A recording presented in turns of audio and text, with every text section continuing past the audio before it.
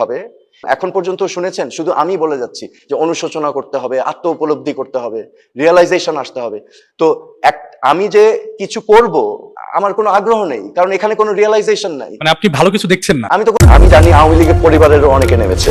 বঙ্গবন্ধু নামে আমাদের মুক্তিযুদ্ধ হয়েছে, আমাদের স্বাধীনতা সংগ্রাম হয়েছে। আজকের আওয়ামী লীগ যেটা বর্তমানে এক্সিস্ট করছে, this is a corrupt mafia. এটা তো একটা পচন ধরা দল। আপনি সম্প্রতি প্রধান উপদেষ্টার সাথে দেখা করেছেন, এটা নিয়ে অনেকেই কিন্তু বলেছে যে সোহেল তাজ হয়তো বা আওয়ামী লীগের দায়িত্ব নিতে পারে, এবং অনেকে এইভাবে বলেছে যে আওয়ামী লীগ যতবার বিপদে পড়েছে এই তাজউদ্দিন পরিবার আওয়ামী লীগকে বাঁচাইছে। স্বাধীনতা সংগ্রামে নেতৃত্ব দেওয়া, মুক্তিযুদ্ধের নেতৃত্ব দেওয়া আওয়ামী লীগ আর আজকের আওয়ামী লীগ, ঠিক আছে, সেই আওয়ামী লীগ ছিল নীতি আদর্শ কেন্দ্রিক একটি দল। আর আজকের আওয়ামী লীগ যেটা বর্তমানে এক্সিস্ট করছে, this is a corrupt mafia league. Okay, এটা let's be clear about this. So আমার কোনো এক্সপেকটেশন নাই এই দল থেকে, কারণ যতক্ষণ পর্যন্ত ভিতর থেকে এই রিয়েলাইজেশন না আসবে যে আমাদের পচন হয়েছে এবং ওই পচনটাকে কেটে ফেলে দিতে হবে। এখন পর্যন্ত শুনেছেন, শুধু আমি বলে যাচ্ছি যে অনুশোচনা করতে হবে, আত্ম উপলব্ধি করতে হবে, রিয়েলাইজেশন আসতে হবে। তো আমি যে কিছু করব আমার কোনো আগ্রহ নেই, কারণ এখানে কোনো রিয়েলাইজেশন নাই। মানে আপনি ভালো কিছু দেখছেন না। আমি তো কোনো ভালো কিছু দেখছি না। এখানে তো কেউ বেরিয়ে আসতে পারছে না। এটা একটা পরিবার কেন্দ্রিক দল হয়ে গেছে। বাট একটা দল তো কারো প্রাইভেট প্রপার্টি হতে পারে না। দলের তো একটা নীতি আদর্শ ছিল।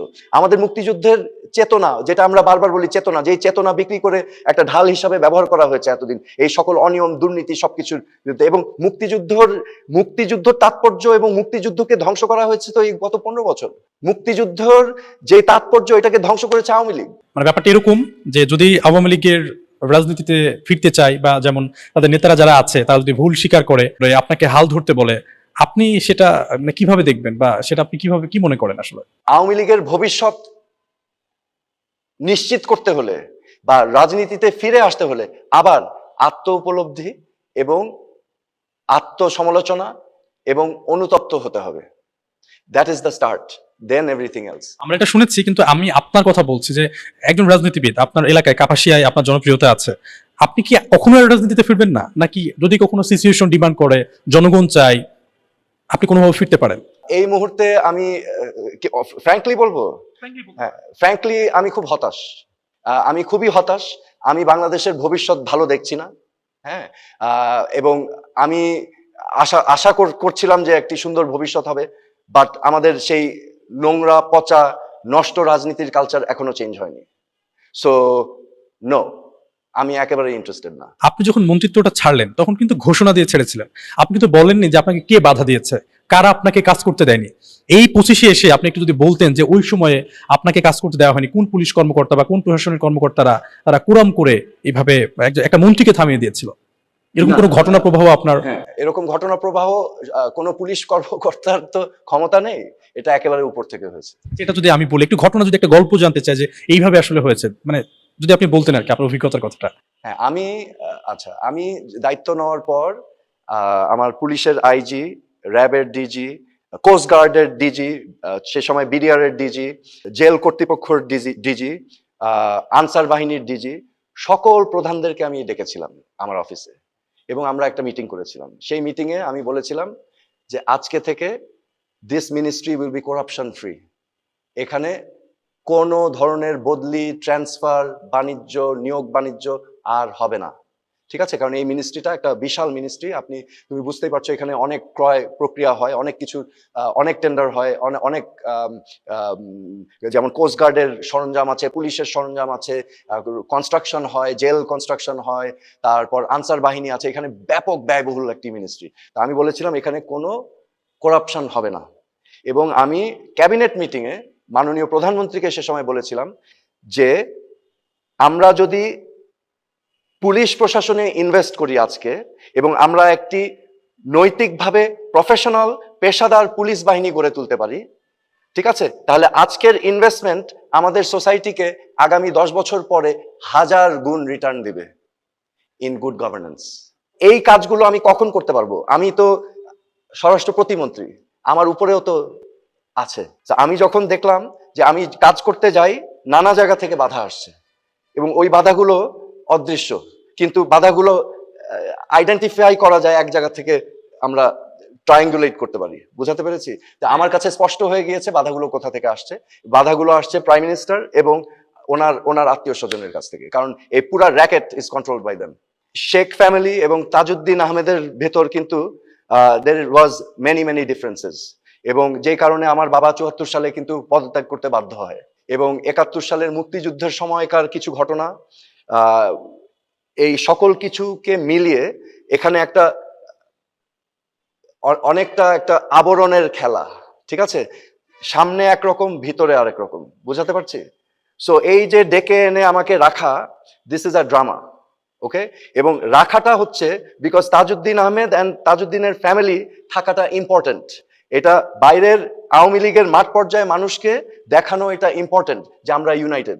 এখন আমি বের হয়ে গেলাম, দ্যাট ক্রিয়েটস ডিভিশন। যে কি হলো, মানুষ কোয়েশ্চেন করবে যে কেন সোহেল তাজ ছেড়ে দিল, কারণটা কি? আমরা তো ওনাকে অনেস্ট হিসাবে জানি এবং আমার বিরুদ্ধে কোনো অভিযোগ নেই, রাইট? সো স্বাভাবিকভাবে সে বাধ্য হয়েছে আমাকে সাথে রাখতে, এবং একটা পর্যায়ে জোর জবস্তি করে আমাকে রাখার চেষ্টা। এবং এটা নিয়ে আমি আগেও বলেছি, আর বলতে চাই না, গানও গাওয়া হয়েছে আর কি টেলিফোনে। আচ্ছা, আমরা পরবর্তী প্রশ্ন, সেটা হচ্ছে যে নির্বাচন হয়তোবা প্রধান উপদেষ্টা ঘোষণা দিয়েছে ডিসেম্বরের মধ্যে নির্বাচনের সব প্রস্তুতি বা প্রক্রিয়া যেগুলো আছে সম্পন্ন করতে। আপনার দৃষ্টিতে একটু ছোট করে জানতে চাই যে আপনি কি মনে করেন নির্বাচন কি মার্চ, এপ্রিল, জুনের মধ্যে সম্ভব কিনা, এবং রাজনৈতিক দলগুলো গতকাল পর্যন্ত বা আজকে পর্যন্ত রাজনৈতিক দলগুলো যে অবস্থান জুলাই সনদ নিয়ে বা লেভেল প্লেইং ফিল্ড নিয়ে, আপনি একদমই যেমন আপনি আজ থেকে 10 বছর আগে পদত্যাগ করছিলেন যে আপনার দলটা রাইট ট্র্যাকে যাচ্ছে না, তো ওইখান থেকে একটা আপনার ভবিষ্যৎ, বা কেউ তো ভবিষ্যৎ বলতে পারে না, তবে অবজারভেশন যে কি হতে পারে যে বাংলাদেশের নির্বাচনটা। ভবিষ্যৎ খুব ব্লিক মানে হচ্ছে খুব অন্ধকার। আগামী 30-40 বছরেও আমরা এগুলো থেকে বেরিয়ে উঠতে পারবো না। এটা আমার assessment. I could be wrong. এখন আমরা যদি আচ্ছা একটা করে দেখি, আমরা বিএনপি দেখি যদি, এগেন এটা আমার ব্যক্তিগত অভিমত, আমি জাস্ট শেয়ার করছি। বিএনপি এখন সর্ববৃহৎ রাজনৈতিক দল।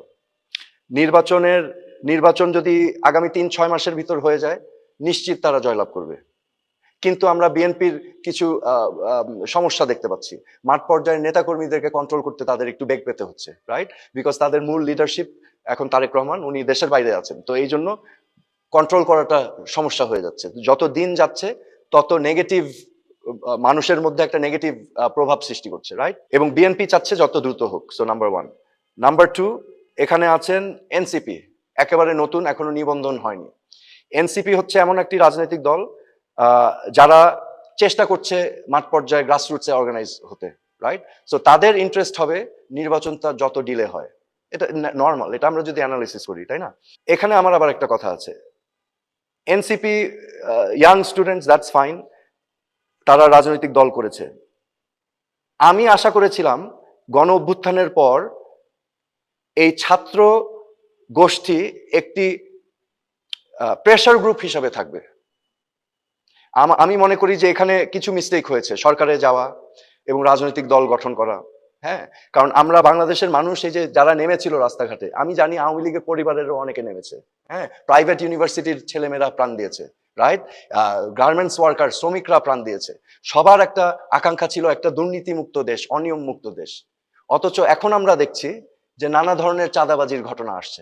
This is creating a very bad perception. ওইটাই বলছি, নতুন দল থেকে আসছে। সো এটা তো আমাদের এক্সপেকটেশনে ছিল না। আমরা ভেবেছিলাম যে ছাত্ররা এসে জিহাদ ঘোষণা করবে দুর্নীতি অনিয়মের বিপক্ষে, রাইট? কিন্তু এখন আমরা দেখছি আবার ভিন্ন চিত্র। এটা একটা নেগেটিভ মনোভাব সৃষ্টি করছে, রাইট? তো আমি আশা করব যে ছাত্র যারা নেতৃত্ব যারা আছে তারা এটাকে সিরিয়াসলি নেবেন, এবং তাদের উপর কিন্তু বাংলাদেশের মানুষ অনেক আশা ভরসা নিয়ে এন্ট্রাস্ট করেছিল, ঠিক আছে? এবং তারা কিন্তু এই আন্দোলনটাকে এক অর্থে তারা এটার অংশ ছিল, কিন্তু এখন মূলে চলে এসেছে। তো তাদের উপরে দায়িত্বভারটা আরো বেশি।